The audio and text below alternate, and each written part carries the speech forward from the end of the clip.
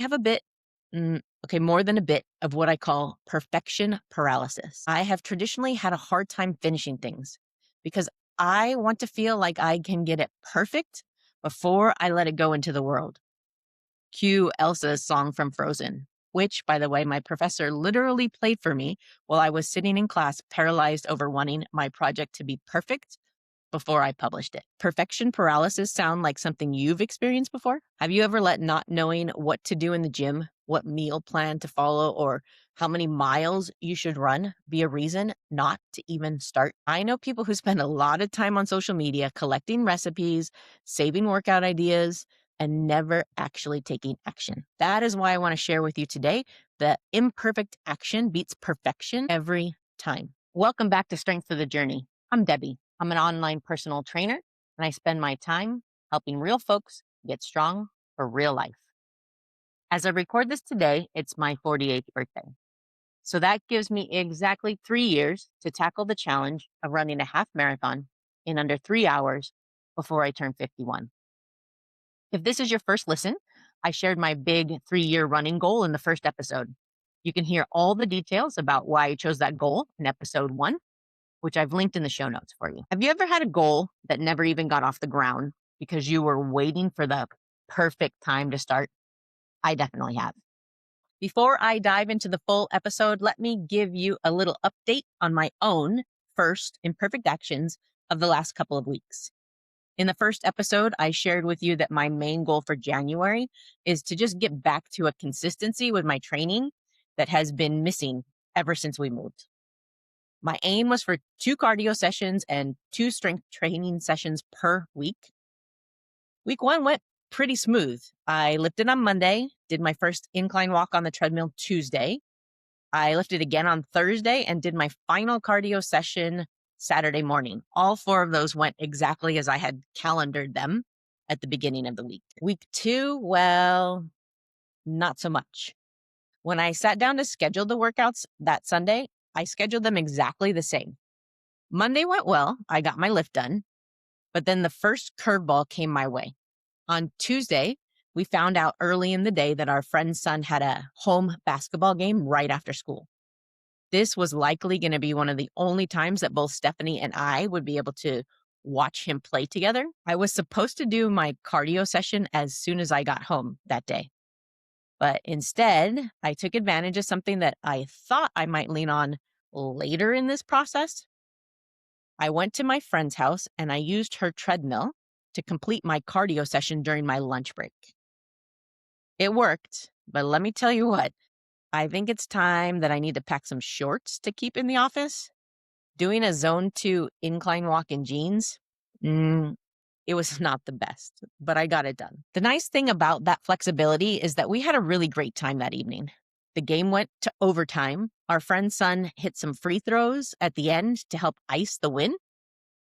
And we were able to go out for a really nice dinner and had a nice time. It was a very important lesson for me. There was a time in my health journey where I was incredibly strict with my schedule and my nutrition.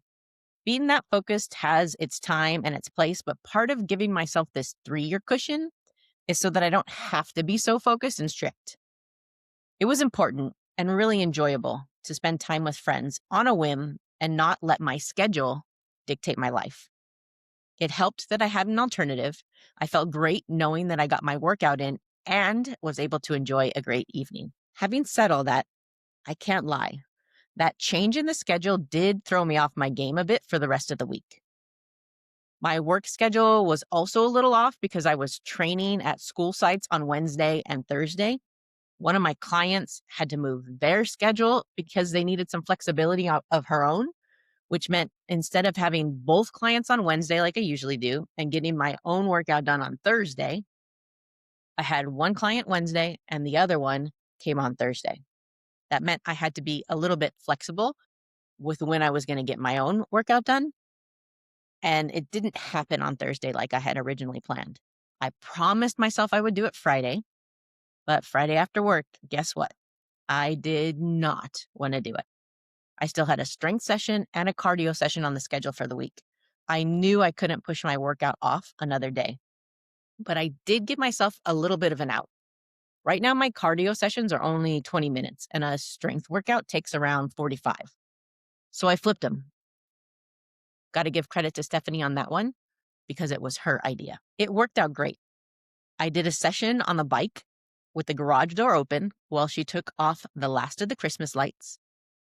Don't judge. It's been really windy here the last few weekends, so they stayed up longer than they would have normally. Then Saturday morning, I did my strength workout and did a little cleaning up of the garage during my rest periods. It felt great. Both workouts really turned out well, and it meant that I knew I could come here today and report that I am 8 for 8 on planned workouts so far in January. And actually, the fact that last week was not the perfect plan actually leads well into what I want to talk about today. The power of imperfect action. What exactly do I mean by that? Well, I think the best way to explain it is to go back to around 2016. Seems everyone's doing that on social media right now anyway. So I figured I might as well too. I haven't always had this just do it mindset. In fact, I had to learn it the hard way. In 2016, I was newly into my transition into educational technology. I was in the middle of earning my master's in educational technology from Michigan State University, and I had moved from the classroom to working out of the district office. I have always loved learning. In school, I relished the process of researching and learning for a project or essay. I usually would dive into that part early in the assignment. I would learn as much as I could, let the ideas kind of spin around over and over in my head, sometimes even sketch out an outline of what I wanted to write about, but it never failed. I always procrastinated actually writing the essay or completing the project. It used to frustrate me that I let myself get so close to the deadline when I had already done so much of the work early on. Why did I keep waiting to finish the job? It really felt, well, it still does actually, that I was happiest when my brain had something big to focus on. I love diving deep into a topic and learning a ton about it. That is actually how I came to have my own personal training business in the first place. When I decided to learn more about strength training, I was just really doing it because I wanted to learn more about what I was going to be doing in the gym. I had zero intention of ever actually training others. I can share more about that story and how that came about, maybe on another episode. Anyway, I have come to understand something about the student in me who did all the research and the work, but never wanted to complete the final project. I have a bit, more than a bit of what I call perfection paralysis. I have traditionally had a hard time finishing things because I want to feel like I can get it perfect before I let it go into the world. Cue Elsa's song from Frozen, which, by the way, my professor literally played for me while I was sitting in class, paralyzed over wanting my project to be perfect before I published it. Does perfection paralysis sound like something you've experienced before? Have you ever let not knowing what to do in the gym, what meal plan to follow, or how many miles you should run be a reason not to even start? I know people who spend a lot of time on social media collecting recipes, saving workout ideas, and never actually taking action.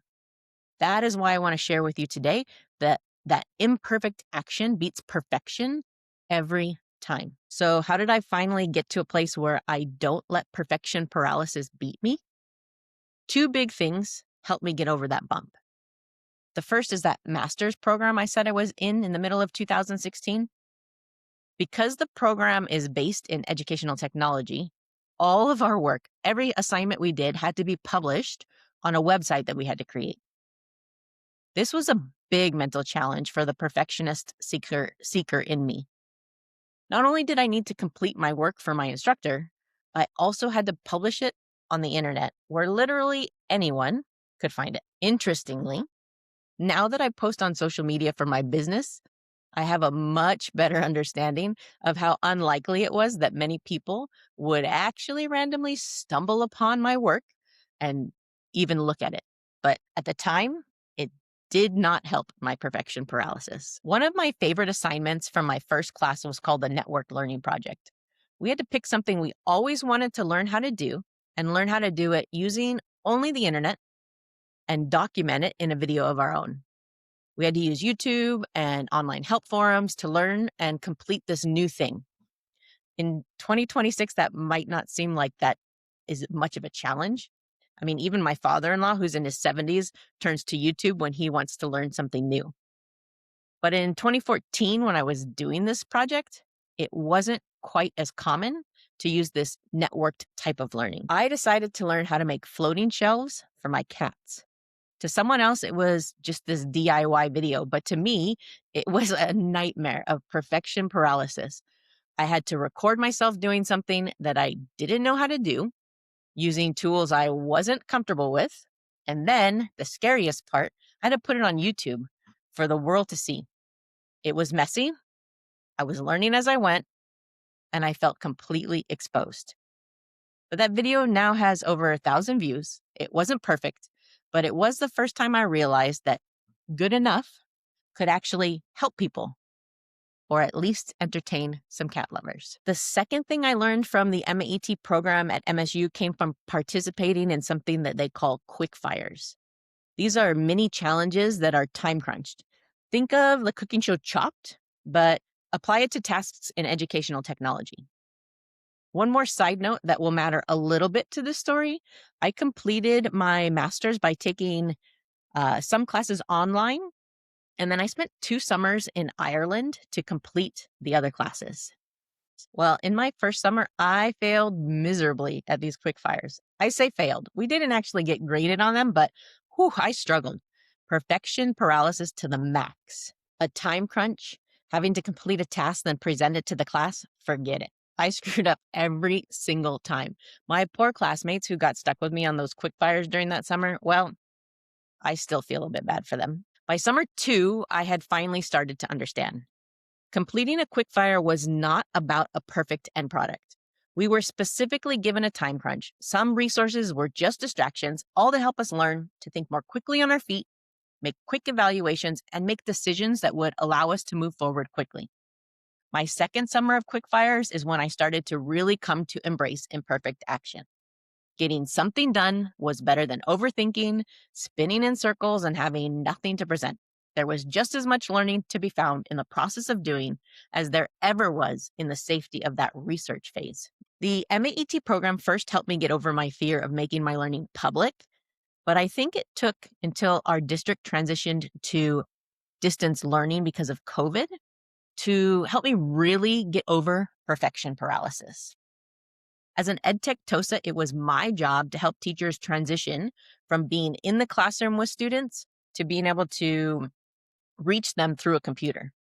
I did not have time to ensure that every tutorial I made was perfect. I recorded tutorial after tutorial and got them onto our PD website as fast as possible. They weren't polished, but they were effective. They helped our teachers navigate one of the hardest transitions of their teaching careers. And it confirmed a lesson for me. I carry it with me today. Good enough is almost always good enough. And it is 100% good enough at the start. I am putting that good enough mindset into practice right now with my own current goals. In addition to that 3-year goal of running a half marathon, my other goal in 2026 was to publish a podcast.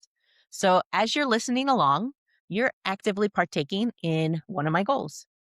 In the few weeks since I published the first episode, my brain has been exploding with everything I want to do better. From a new recording setup to a more efficient editing process.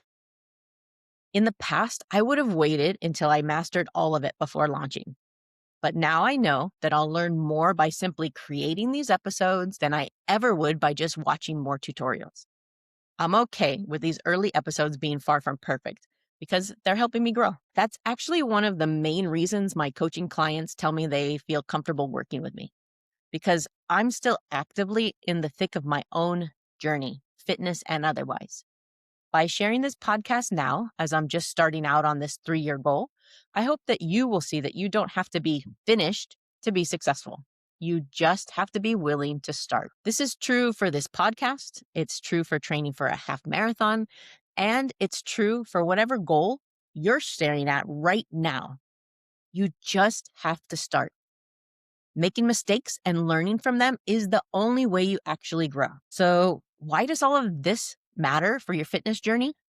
Because whether you're lifting weights, starting a running plan, or launching a dream project, growth requires movement. You can't learn which gaps to fill or how to improve if you're sitting still. You have to take that first step, even if it's messy, so that you can finally see what works and what doesn't. I have gone through many different cycles of working on my health. Sometimes it felt like after each failed attempt, I was just starting over. But the reality is, every action can be something we learn from. Failure, it's not a bad thing. Failure is how we learn what doesn't work so that we can figure out what does. In the beginning of this episode, I shared that my second week of training did not go as I originally scheduled. I could have easily let the idea of not having the perfect workout or the perfect week keep me from doing anything at all. Instead, I took my jean-clad self to my friend's house, figured out how to get logged into her Peloton, and got myself in a 20-minute incline walk. Was it perfect? Definitely not. But it sure was better than doing nothing at all. Imperfect action beats perfection every single time. So my challenge for you this week is this. Identify the goal that you've been over-researching or procrastinating on. What is one thing you are allowing perfection paralysis to stall? I want you to take one imperfect step toward it this week, even if it feels messy. I'd love to hear what that one thing is for you. Send me a DM on Instagram or Facebook or shoot me an email. I want to know what imperfect step you are taking today. And don't forget, subscribe so that we can keep taking these steps together. I'm Debbie. Keep showing up and building your strength for the journey.